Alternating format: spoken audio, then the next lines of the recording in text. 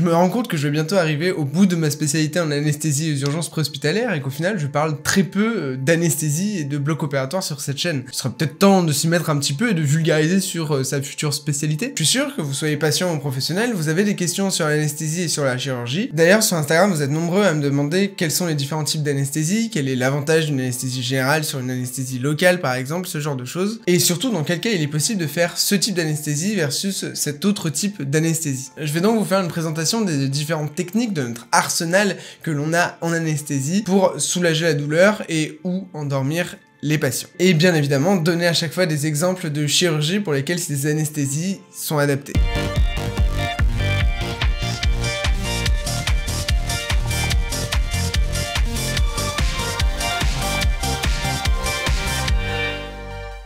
Il y a une chose qui est très importante et que je vais répéter tout le long de cette vidéo, c'est que jamais personne ne pourra vous obliger à vous faire opérer sous anesthésie locale si vous décidez que vous avez envie d'une anesthésie générale. On essaiera de vous donner tous les arguments possibles pour faire une anesthésie locale si ça suffit. Vous allez le voir que ça présente moins de risques qu'une anesthésie générale, mais dans tous les cas, c'est vous qui prendrez la décision finale. Pour organiser un petit peu cette vidéo, je me suis dit que j'allais y aller plutôt crescendo, en allant de l'anesthésie la plus légère à l'anesthésie la plus lourde. Vous avez bien compris, je mets beaucoup de guillemets parce que c'est des termes qui sont ni médicaux ni scientifiques. L'anesthésie la plus légère donc, c'est l'anesthésie locale. Exemple concret d'anesthésie locale, vous avez une douleur thoracique, on veut contrôler l'état de vos coronaires, on va faire ce qu'on appelle une coronarographie. C'est-à-dire qu'on va passer par l'artère radiale et enfoncer des mini-sondes pour aller examiner directement les coronaires en injectant du produit de contraste. Dans cet acte invasif, ce qui fait mal, c'est la ponction de l'artère radiale pour insérer les mini-sondes.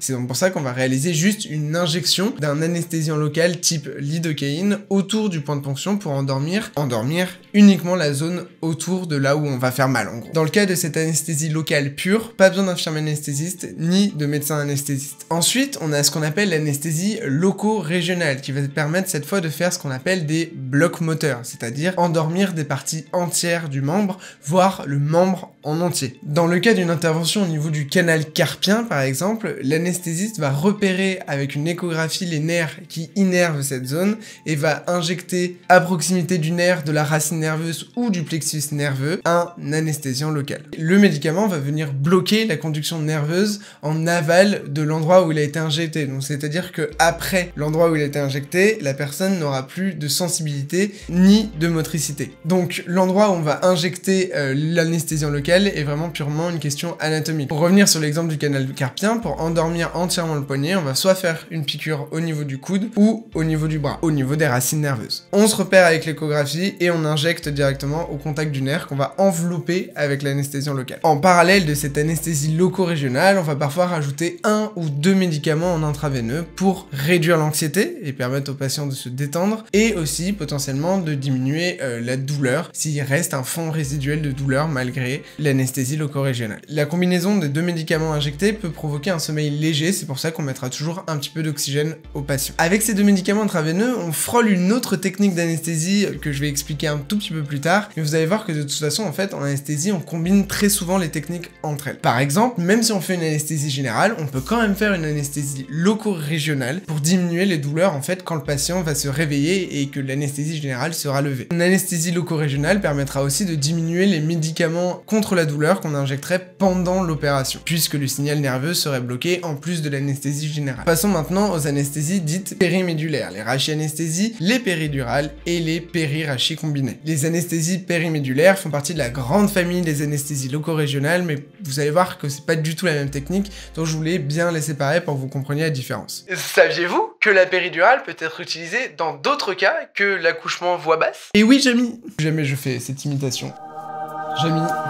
Je dis ça comme s'il était mort, c'est horrible. C'était une petite aparté. Vous allez voir qu'en fait la péridurale elle peut aussi être utilisée par exemple en chirurgie digestive ou en chirurgie urologique. Dans la rachianesthésie, on va injecter des anesthésiants et des adjuvants directement dans l'espace intratécal, c'est-à-dire dans le liquide céphalorachidien contenu dans la colonne vertébrale. On va donc faire comme pour une ponction lombaire et insérer une aiguille dans un espace intervertébral pour arriver directement dans l'espace intratécal. On injecte des médicaments dans cet espace qui vont venir bloquer la conduction motrice motrice et sensitive et du coup provoquer un bloc de la moitié de l'organisme. Selon la quantité de produit injecté, le seuil de sensibilité sera plus ou moins haut, c'est-à-dire que plus on va injecter de produit et plus l'anesthésie va monter haut, c'est-à-dire qu'on peut faire quasiment que les jambes, on peut faire monter jusqu'au nombril, jusqu'en dessous des mamelons, et après on monte pas plus haut parce que sinon ça fait une paralysie des poumons, donc on évite. C'est extrêmement rare, je vous rassure. Par exemple, dans une césarienne, on va faire un bloc suffisamment haut, puisqu'on va aller inciser assez haut dans l'abdomen, pour que le seuil de sensibilité, justement, il arrive plus haut que l'endroit où on va inciser. Alors que par exemple, si on fait une intervention au niveau du pubis, par exemple, on va pouvoir se permettre d'injecter moins, parce que le seuil de sensibilité devra être plus bas. Je sais pas si c'est clair, dites-moi en commentaire, c'est un petit peu compliqué à expliquer juste comme ça. L'arrachianesthésie, c'est une injection unique, alors que dans la péridurale, on va laisser un petit cathéter en place dans le dos du patient ou de la patiente, pouvoir faire des réinjections et même pouvoir mettre une pompe pour que le patient ou la patiente gère lui ou elle-même ses bolus. La grosse différence entre la rachie et la péridurale, c'est que le cathéter de péridurale ne va pas être inséré dans l'espace intratécal, mais juste devant, dans un espace virtuel. Et les médicaments qui vont être injectés vont être diffusés à travers la durmère, la paroi qui sépare cet espace virtuel de l'espace intratécal. C'est pour ça qu'on va devoir utiliser des doses plus fortes pour une péridurale que pour une rachie-anesthésie et qu'on pourra effectuer des bolus et laisser un cathéter en place. A l'inverse des anesthésies loco-régionales telles que je les ai expliquées plus tôt, les anesthésies périmédulaires peuvent provoquer ce qu'on appelle un bloc sympathique, c'est-à-dire qu'il peut entraîner une hypotension. Une anesthésie périmédulaire présente un petit peu plus de risque qu'une anesthésie loco-régionale. Mais comme pour les anesthésies loco-régionales, les anesthésies périmédulaires présentent l'énorme avantage de permettre au patient ou à la patiente de rester consciente tout le long de l'intervention et de continuer à respirer par elle-même. Il n'y aura donc pas de retard de réveil, pas de problème au réveil tout simplement. Pour les patients qui subissent des anesthésies générales, on sait que le réveil n'est jamais un moment très agréable, donc ça permet d'éviter tout ça, ça permet de retourner plus vite à domicile, d'avoir une réhabilitation accélérée, et j'en passe, et j'en passe. Il me reste à vous parler de l'anesthésie générale qui se décompose en deux catégories. Il est possible de faire une anesthésie générale où on va prendre en charge complètement la douleur du patient et on va provoquer la narcose, donc le sommeil, mais on va utiliser des dosages qui permettent au patient de continuer à respirer tout seul. Le patient dort, il ne gardera aucun souvenir de l'intervention, mais il ne dort pas suffisamment profondément pour se mettre en apnée. Bien évidemment, de notre côté, on l'aide toujours en lui mettant un masque à oxygène parce qu'il va moins bien respirer quand même, mais il arrivera à respirer tout seul tout le long de l'intervention. On appelle ça une anesthésie générale en ventilation spontanée. C'est une technique qui est extrêmement utilisée pour les coloscopies et les fibroscopies digestives par exemple, parce qu'elles permettent d'éviter de devoir ventiler un patient. On sait que la ventilation mécanique sur des poumons, même s'ils sont sains, c'est jamais terrible, donc on évite au maximum. Bien évidemment, c'est qu'une des nombreuses raisons qui font qu'on tendra toujours à laisser le patient respirer spontanément si l'opération chirurgicale le permet. Et après, il y a la vraie anesthésie générale, au sens où on l'entend,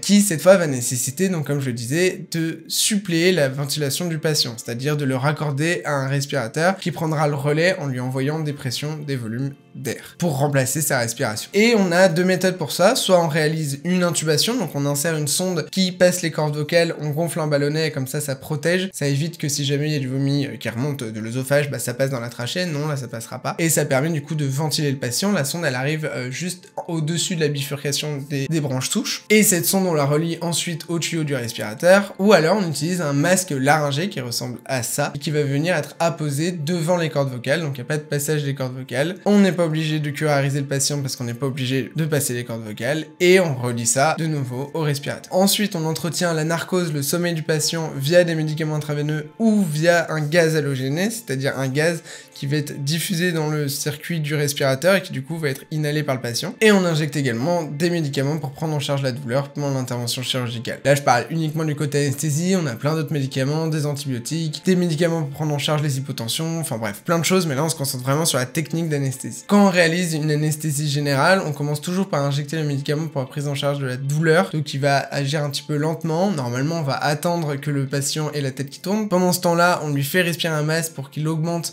la concentration d'oxygène dans son sang, et ensuite on lui injecte le deuxième médicament qui peut chauffer un petit peu parce que ça peut faire un petit peu mal au niveau des veines, qui là provoque la narcose, l'apnée en combinaison avec les morphiniques, et c'est pour ça qu'on fait une réserve d'oxygène au patient, c'est parce que à un moment donné il va se mettre en apnée et le temps qu'on l'intube, le temps qu'on suppléer sa respiration, bah faut qu'il ait des bonnes réserves en oxygène dans son sang. Voilà, je vous ai présenté les différents types d'anesthésie et comme j'ai dit en introduction, bah selon l'intervention chirurgicale, il y aura des anesthésies qui seront adaptées et d'autres non. Par exemple, une intervention sous cœlioscopie, même pour quelque chose de bénin comme enlever la vésicule biliaire, on sera obligé de réaliser une anesthésie générale profonde. Alors que pour une anesthésie sur une intervention sur un hallus valgus par exemple, là c'est au choix du patient, soit on endort uniquement la moitié inférieure de la jambe, soit si jamais il a trop d'appréhension, et bah on peut l'endormir complètement avec une anesthésie générale. Comme j'ai dit tout au début, on ne vous forcera jamais à faire une anesthésie locale si jamais vous avez peur, parce que les règles de base pour l'anesthésie locale, c'est d'avoir l'adhésion du patient. Si jamais le patient il panique pendant l'anesthésie locale, c'est terrible. Donc il faut vraiment avoir la coopération du patient et l'accord du patient. Donc c'est vraiment quelque chose, ça revient, c'est votre choix. C'est vraiment vous qui décidez le type d'anesthésie que vous préférez. J'espère que cette vidéo vous aura plu, ça me fait plaisir de parler un petit peu d'un sujet qui est mon quotidien et que j'explique un petit peu aussi aux patients